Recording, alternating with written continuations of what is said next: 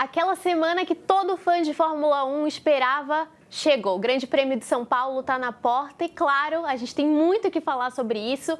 Mas a gente também sabe que ao longo desse ano muita gente reclamou, não tinha brasileiro na Fórmula 1, não estava tão interessante quanto no tempo de Massa, de Senna, Rubinho. Mas não é bem assim não, viu, gente? Tem brasileiro e tem muito brasileiro na Fórmula 1 fazendo essa categoria acontecer. E hoje a gente tem uma presença muito especial aqui na Band News FM, Lourenço Vuotto, que é engenheiro da Sauber, gaúcho, e está fazendo história nessa trajetória da Fórmula 1. Lourenço, muito obrigada por receber a gente. Obrigado pelo convite. Fico muito lisonjeado de ter essa oportunidade de mostrar um pouco do meu trabalho e da minha história dentro da engenharia, dentro da Fórmula 1. E espero motivar que outros brasileiros também busquem esse sonho e que a gente vá para cima.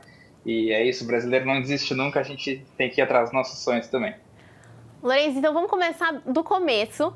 Você fez faculdade de engenharia no Rio Grande do Sul. Como é que você foi parar na Suíça trabalhando com Fórmula 1? Como é que faz para chegar até aí? Conta um pouquinho pra gente. Pois é. Bom, eu acho que a coisa mais importante que sempre me manteve motivado é um sonho. Então, desde crescendo, acompanhando a Fórmula 1, acompanhando o automobilismo de forma geral, eu sempre tive esse sonho e foi isso que me motivou, então, a escolher a engenharia mecânica. Eu sei que para muitas pessoas é difícil escolher o início de carreira, ainda mais quando a gente está ali nos 17, 18, 19 anos, é muito cedo, a gente não tem a experiência para escolher. Mas para mim, toda essa paixão pelo automobilismo fez decidir por engenharia mecânica e, enfim, acabei passando no vestibular para a URGS, no Rio Grande do Sul, Porto Alegre, e acabei desenvolvendo várias atividades dentro do currículo da universidade, como estágios e projetos dentro da própria faculdade, como o Baja, o Fórmula. Eu acho que o pessoal da engenharia que, que já faz o curso de engenharia vai entender o que eu estou falando. São esses projetos de engenharia desenvolvidos pela própria universidade que acabam ainda mais reforçando esse sonho. Durante toda essa primeira parte profissional, eu desenvolvi as habilidades, enfim, de engenharia, de design, que era a área que eu tinha interesse primeiramente. E só que eu sabia que os nossos cursos, infelizmente, as nossas universidades, elas não são tão valorizadas por empresas estrangeiras. Eles ainda veem muito um currículo europeu como uma vantagem sobre, por exemplo, o brasileiro. Então, foi aí que eu decidi me inscrever para continuar, né, a parte de educação formal, educação acadêmica, e me inscrevi para um mestrado na Alemanha. E foi aí que eu acabei indo para a região sul da Alemanha, que é muito forte com relação à parte automobilística, e acabei fazendo um mestrado lá. E aí sim, dentro da universidade alemã, com esse currículo europeu, vamos dizer assim, surgiu a oportunidade de acabar me inscrevendo para um estágio dentro da Sauber, na parte de design, e cheguei lá. No final, acabei me inscrevendo, fiz entrevista, passei, e acabei, então, desde então, desenvolvendo as atividades lá dentro da empresa. Eu me apaixonei ainda mais pela profissão, pelo negócio, pela Fórmula 1, e o resto é história aí de estágio para efetivo, e até agora onde eu tô. Tá, a gente entendeu como foi essa dinâmica na Europa, mas eu quero saber um pouquinho da infância.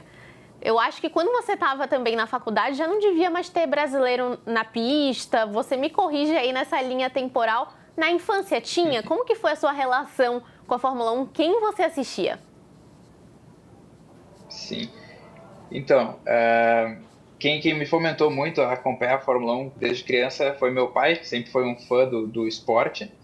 E na época, então, quando eu era criança, quem tinha um domínio muito forte ainda era a Ferrari, quando estava naquela sequência de ganhar vários campeonatos consecutivos. Então, acabei sempre acompanhando muito as vitórias do Schumacher junto com o Barrichello. Enfim, essa dupla que acabou levando muitos títulos para a Ferrari.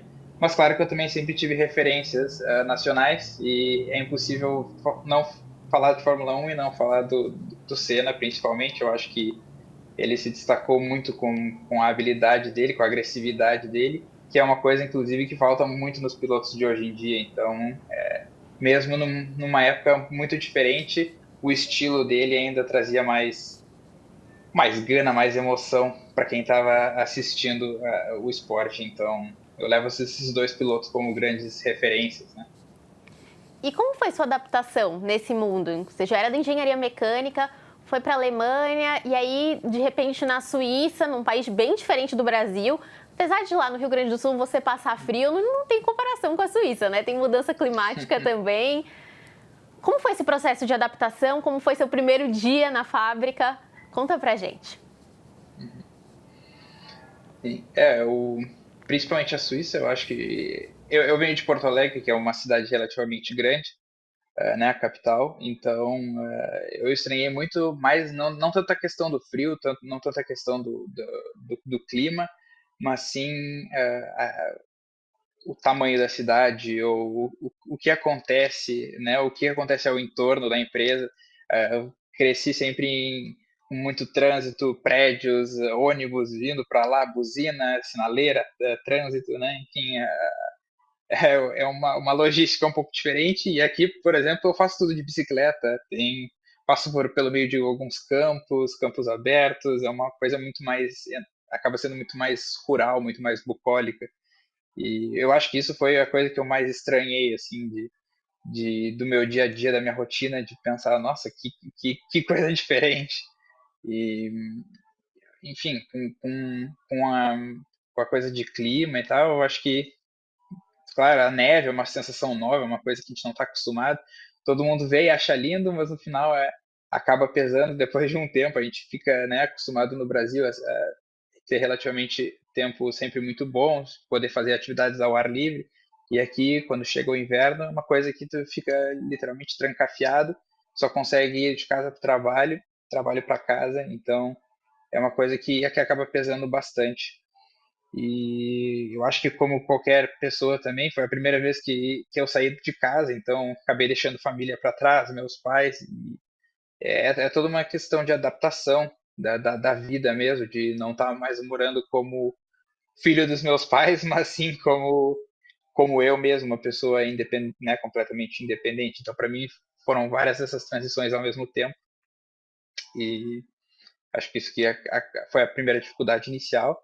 Mas dentro da empresa, enfim, acabou sendo muito tranquilo. Eu acho que as pessoas têm muito em mente que na Fórmula 1 todos são engenheiros, como é que é, muito focados, pessoas que são introvertidas, pessoas que não têm uma capacidade tão boa, um pouco um clichê de engenheiro mesmo. E na verdade não é assim. A gente acaba conhecendo pessoas de todos os tipos de humores, todos os tipos de comportamento. Então, vai ter desde a pessoa mais introvertida até aquele cara que puxa assunto e quer marcar sempre um encontro, quer sair como amigos também, não só colegas de trabalho. Então, por essa parte, foi uma adaptação bem tranquila, até por toda a questão internacional da empresa em si. A Fórmula 1 acaba puxando pessoas de diversos países, claro que com um foco maior na Europa, né? Então acaba tendo muito italiano, muito francês, muito alemão, aqui obviamente suíço, ingleses. Então é uma coisa bonita, é uma coisa legal, porque acaba trazendo culturas diferentes e acaba misturando um pouco de tudo. Então é uma dinâmica bem interessante. E, Lorenzo, o que é, no seu dia a dia, o seu trabalho? Quando a gente está falando de Fórmula 1, a gente fala de engenheiro o tempo inteiro. O engenheiro de pista, o engenheiro que está ali na construção do carro, mas são funções diferentes. Eu queria que você explicasse para quem está ouvindo e assistindo a gente o que você faz e, mais ou menos, quais são as funções ali na fábrica para a gente ter um carro na pista no final de semana. Beleza. Eu acho que é bem interessante essa questão da organização, porque é uma coisa que acaba sendo muito complexa. A gente sabe que o carro de Fórmula 1, enfim, tem uma alta complexidade envolvida, mas de vez em quando a gente não tem a noção de todos os tipos de habilidades e todos os contextos dentro da fábrica. Então, é bem interessante poder explicar isso e para as pessoas entenderem o que acontece não só na pista, mas, né, por trás mesmo. Inclusive, eu diria que a maior parte do trabalho, a maior quantidade de horas gastas e investidas no carro é fora da fábrica e não na fábrica, perdão, e não na pista. Então, por exemplo, com relação à Sauber, eu posso comentar um pouco mais. Talvez varie um pouco de equipe para equipe, mas eu acho que a constituição é bem semelhante. A gente tem basicamente três grandes divisões, que é a parte de aerodinâmica, a parte de design e a parte de performance. Dentro desses três grupos, então, tem outras divisões menores, outros departamentos, outros setores. Então, eu vou me ater a explicar os mais relevantes dentro dessas três grandes categorias. Dentro da aerodinâmica, por exemplo, existe o pessoal que são quem trabalha com conceito, quem desenvolve os conceitos, o pessoal que tem realmente as ideias de como melhorar o carro na parte aerodinâmica, e depois o pessoal de design que pega essas ideias e transforma, enfim, em modelos geométricos, desenvolve realmente a geometria da peça. O pessoal de simulação que pega essas geometrias e faz uma simulação fluidodinâmica para verificar se esse componente realmente traz a performance que é esperada. E depois o pessoal que é responsável pela validação dentro de túnel de vento, enfim, que acaba sendo a ferramenta mais importante para a gente verificar se os upgrades trazem algum benefício ou não.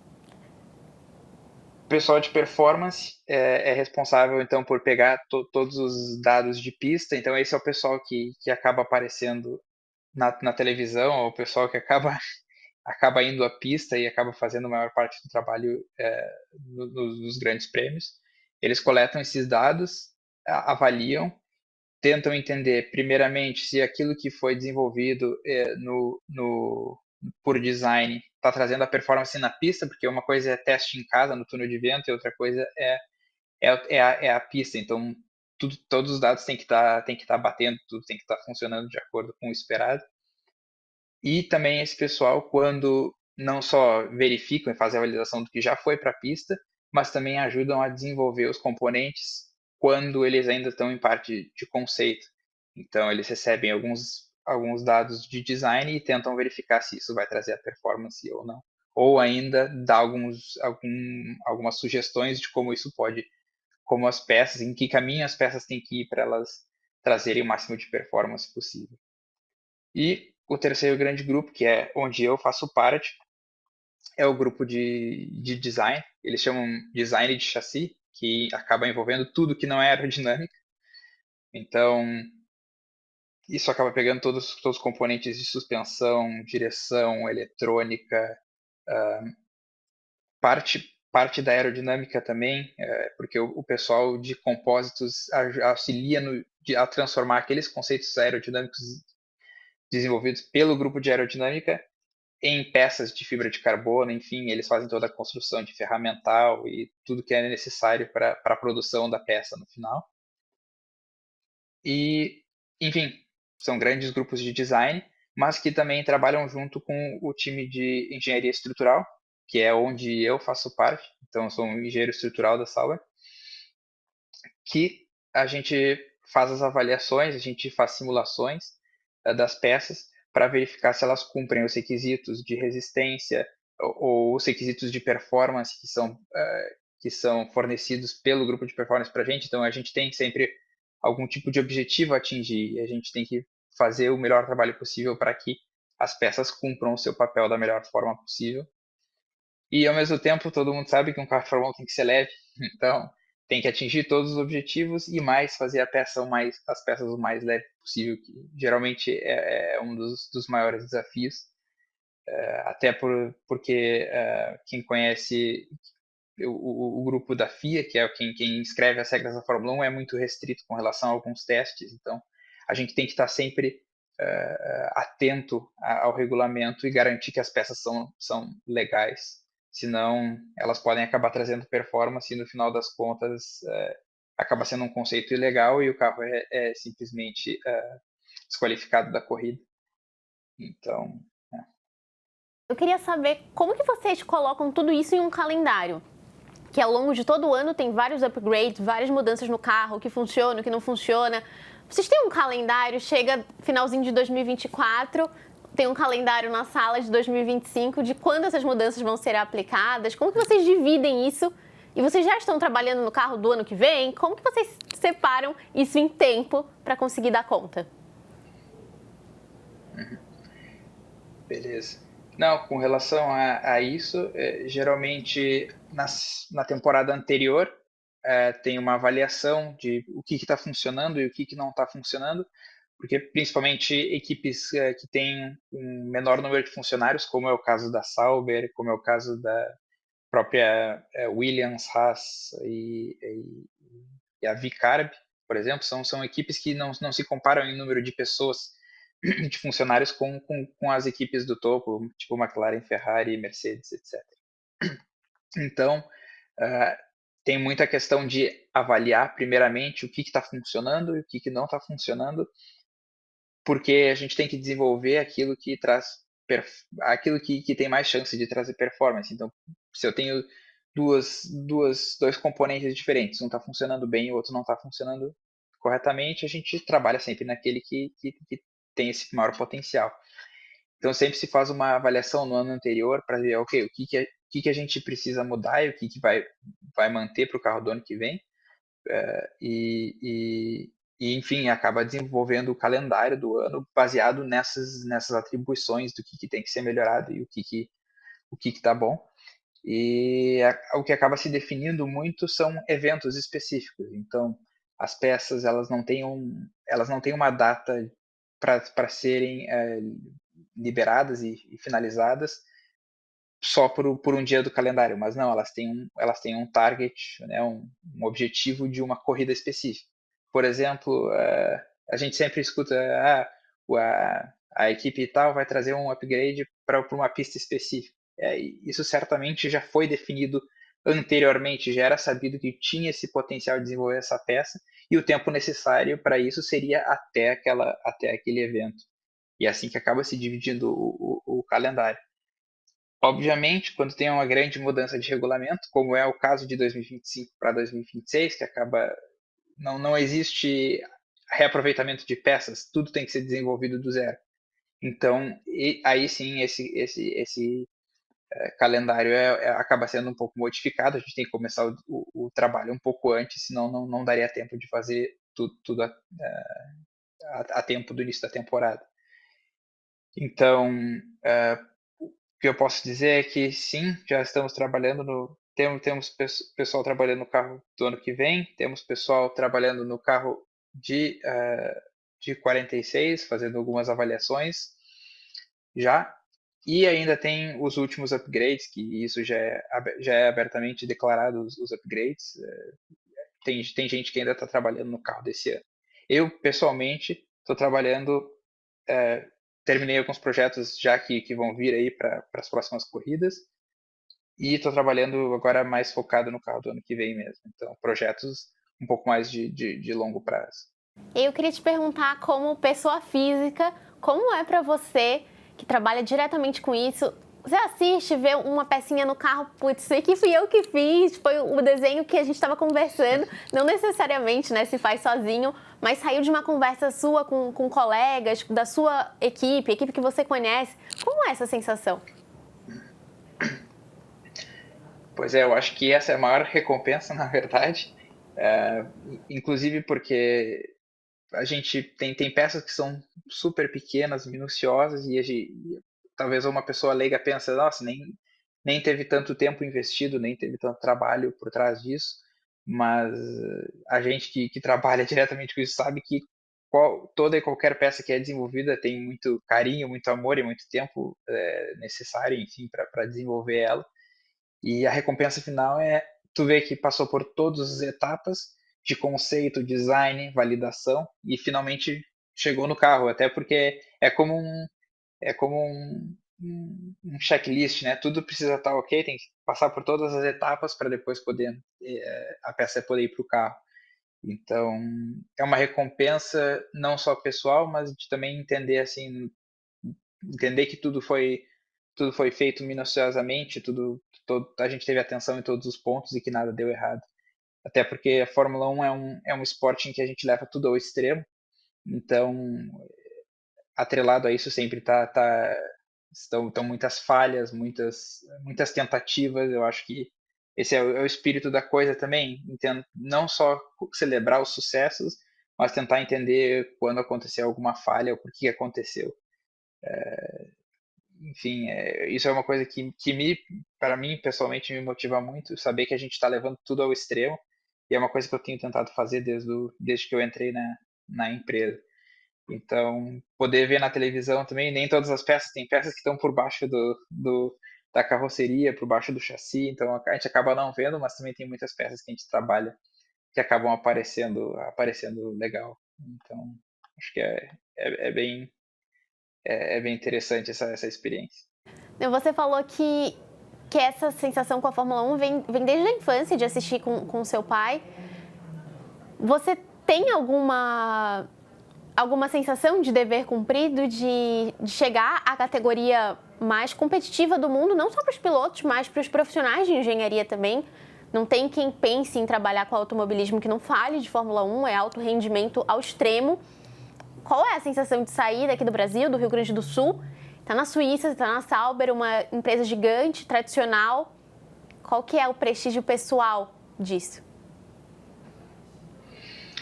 Eu acho que é bem a sensação de dever cumprido, como eu falei, sempre foi um sonho, então quando a gente atinge esse sonho, a gente vê que na verdade não foram só os últimos 2 anos de investimento de tempo, e sim desde o colégio, desde pequeno, desde que que eu comecei a me dedicar e criar essas oportunidades, né? Porque, enfim, obviamente as coisas acontecem, a gente pode contar com sorte, mas também a gente tem que olhar para trás e ver aquilo que a gente fez com uma certa competência. E com isso eu não estou dizendo que eu sou acima da média, que eu sou um grande engenheiro, não, bem longe disso. Eu acho que o que conta mais é a motivação e essa vontade de querer fazer as coisas acontecer. Eu tenho certeza que dentro da empresa tecnicamente falando, eu estou no nível médio como os outros. Claro que existem pessoas que bem acima da média. A gente recentemente viu toda essa história do Adrian Newey, por exemplo, que é um cara fantástico. Mas a gente tem que lembrar também que não só de gênios e pessoas fantásticas são feitas a Fórmula 1, mas sim de pessoas que têm muita vontade e que acabam trazendo performance porque elas estão querendo melhorias e não só porque elas têm ideias geniais toda semana. Enfim, e eu acho que isso também é uma recompensa para mim, de olhar para trás e dizer, beleza, tudo que eu passei, todas as horas estudando, todos os estágios, todas as horas trabalhadas valeram a pena. E, enfim, e eu acho que não só na questão de Fórmula 1, mas eu acho que de forma profissional, eu sempre quis achar um emprego para mim que quando eu acordasse de manhã, eu não ficasse na segunda-feira de manhã, não pensasse, putz, vou ter que ir pro trabalho de novo. Eu acho que esse tipo de sensação é a coisa que mais desmotiva as pessoas. E eu achei um emprego que, para mim, eu acordo de manhã e penso, vamos para cima, vamos lá. Tem trabalho a se fazer e tem muitas oportunidades. Então, eu recomendo a todos, independente se o sonho da pessoa é Fórmula 1 ou não, mas sempre buscar essa satisfação profissional, que o resto vem acompanhado disso. E Lorenzo, como que é a relação na fábrica com o brasileiro? Você falou que é um trabalho muito internacional, vem gente de todo lugar, mas a gente tem um grande ícone de Fórmula 1, que é o Ayrton Senna. Tem uma pressão ali, a gente está sem brasileiro no grid. Eles te falam alguma coisa, aguardam a chegada de um novo brasileiro?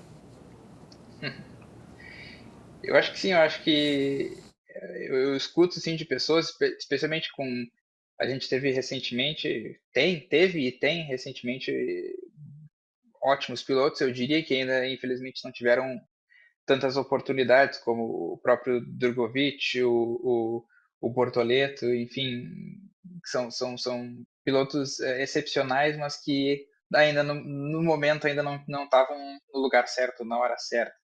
E eu acho que o brasileiro tem sempre essa vontade, né, de ganhar, de ir para cima, de fazer as coisas, de ser batalhador. Então, eu acho que isso ajudaria principalmente um time como a Sauber, que infelizmente ainda tá devendo muito na parte da performance. Então, alguém que auxilie, que venha ajudar a desenvolver o carro. E, enfim, eu acho que o piloto ele também tem o trabalho dele nas pistas, né? Ele tem que performar na pista, mas também tem toda uma parte por trás de entender o que está acontecendo com o carro, dar esse retorno de informação para os engenheiros e ajudar a desenvolver o carro. Eu acho que isso é fundamental. E para mim, melhor ainda se fosse uma pessoa, um piloto brasileiro que facilita ainda mais essa comunicação.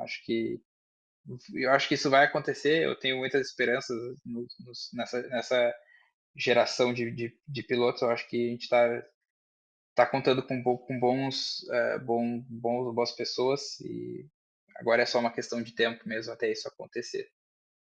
A nossa torcida, ele já tem, a gente está aqui na expectativa.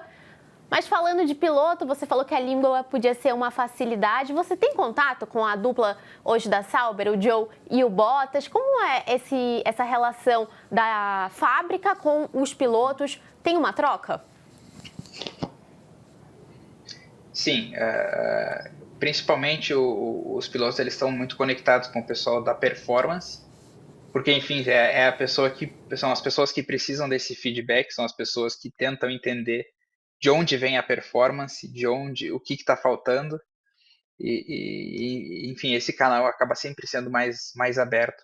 Mas isso não impede também que os pilotos façam visitas ao escritório onde os designers estão enfim, nem que seja só para trocar uma ideia, dar sugestões, ou até na parte de motivação, porque no final das contas eles acabam aparecendo muito mais. A gente tem uma apreciação. Nós, como membros do time, temos apreciação pelos pilotos também. Então é uma coisa que acaba motivando bastante se a gente vê essa pessoalidade, né? Ao invés de só ter os pilotos num pedestal e a gente não ter esse contato.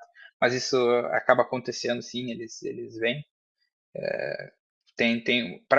Comigo, o contato é bem pequeno, justamente porque não é a função principal deles. A função principal deles é reportar o pessoal de performance. Mas sim, já tive essa experiência, já conversei e gostaria que isso acontecesse com maior frequência também. Mas, né. Que falta dar um check na sua listinha que você queria muito conhecer. Você falou de ídolos que já não estão mais hoje no grid. Tem alguém que você toparia um autógrafo? Dentro do grid, bom, claro, os pilotos da Sauber eu vou descartar dessa enquete, porque eu já tenho Esses estão de mais, fora. já tenho a assinatura, já tenho o contato.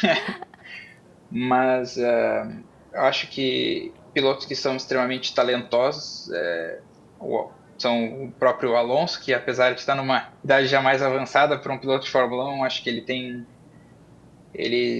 tem algo diferente, ele tem um estilo que me agrada bastante. E acho que o maior piloto atualmente no grid, e me desculpe o Hamilton, que também é um ótimo piloto, mas eu acho que o Verstappen também tem alguma coisa além disso. Então, ele merece o sucesso que ele está tendo. Ele, enfim, obviamente teve o melhor carro por grande parte da temporada, mas eu acho que ele também faz a diferença até quando a gente vê a performance dele com o próprio Pérez, em comparação direta. A gente vê que o piloto traz esse diferencial também. Eita, lançou até polêmica aqui, os fãs do Hamilton vão já comentar no nosso vídeo cobrando o Lorenzo, mas tudo certo. Lorenzo, eu queria te perguntar também sobre a sua experiência como torcedor. Você já foi ao Grande Prêmio, se não me engano, da Itália. Como foi depois de já participar de uma equipe, assistir isso de fora? Você fica ali com um olhar meio engenheiro nos carros, procurando novidades, o desenvolvimento, ou dá para ir só para curtir?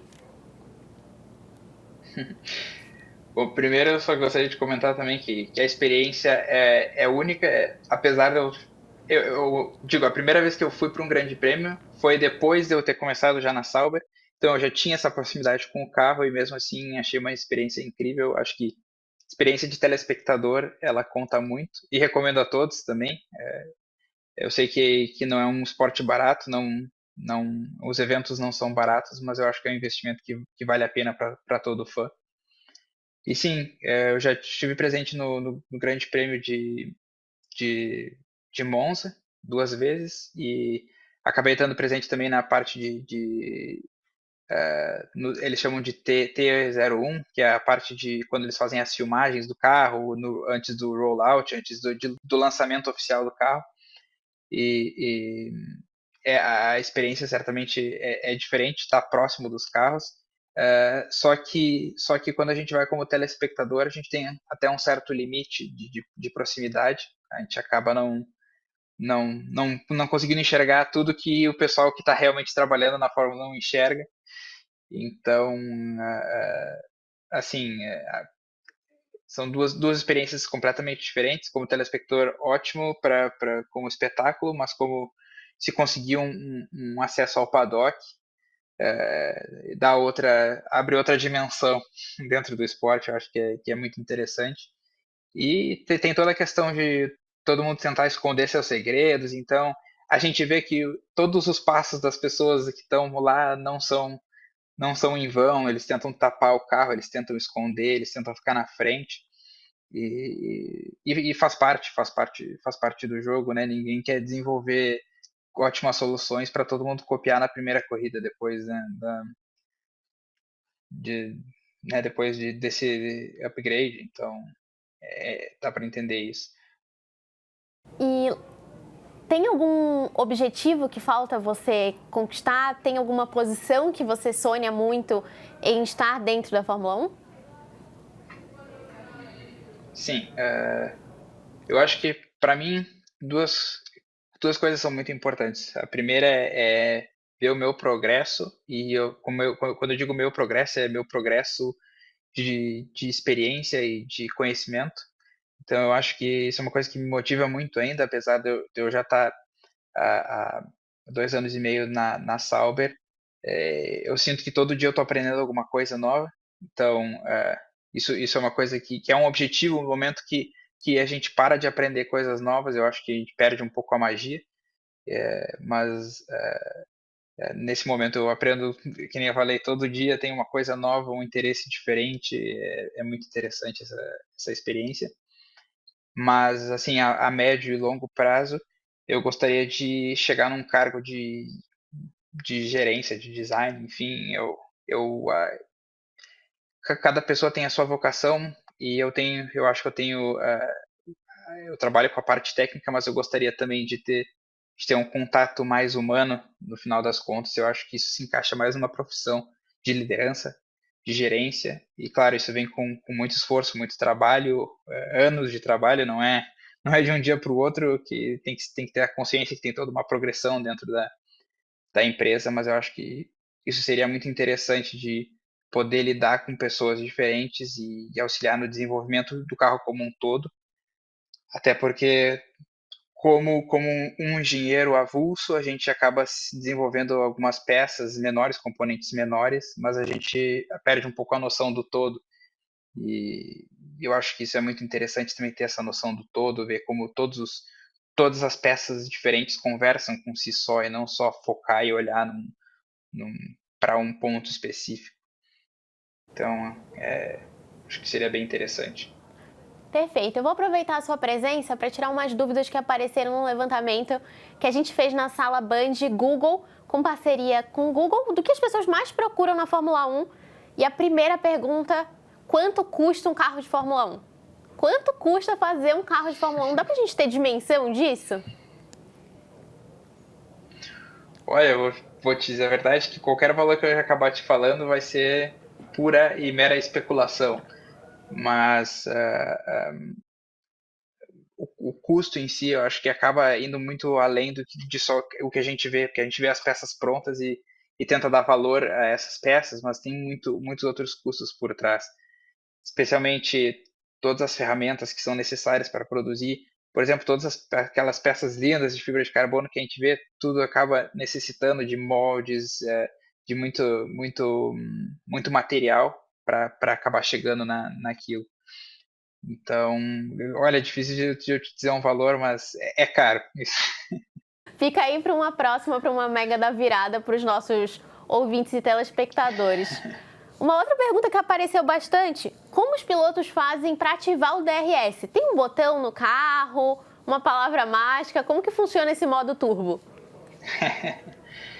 Sim, sim, a ativação é no volante, é manual. Eles recebem um bip quando eles entram na seção, né, na zona de DRS, eles recebem um bip por áudio e eles têm que fazer essa ativação manual do DRS. Então, sim, é um botão na direção do volante.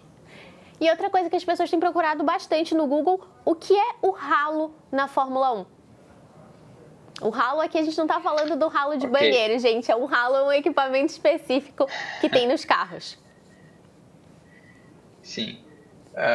Bom, o halo ele é basicamente uma estrutura feita de titânio que basicamente contorna e protege a cabeça do piloto. Então, ele foi um dispositivo que foi adicionado recentemente até no regulamento como um dispositivo mínimo de segurança e ele tem a função basicamente de proteger a cabeça do piloto contra impactos, visto que a cabeça do piloto sem essa estrutura de proteção estaria exposta. Até para quem lembra, aquele acidente famoso do Massa, da mola que acabou voando em direção ao capacete dele. Talvez se esse dispositivo tivesse já dentro do regulamento, pudesse ter evitado esse tipo de acidente. Então, é um equipamento muito importante de segurança do piloto. Pronto, perguntas respondidas. Lorenzo Vuotto, engenheiro da Sauber, brasileiro, falando aqui com a gente sobre experiência na Fórmula 1. Obrigada, Lorenzo. Foi um prazer falar com você. Eu que agradeço, muito obrigado pela oportunidade e espero que essa entrevista motive outros brasileiros também a ir e buscar a Fórmula 1. E qualquer pessoa que quiser também sinta-se à vontade a entrar em contato, redes sociais, LinkedIn, eu fico sempre à disposição. Eu ficaria muito feliz de ver mais brasileiros na Fórmula 1.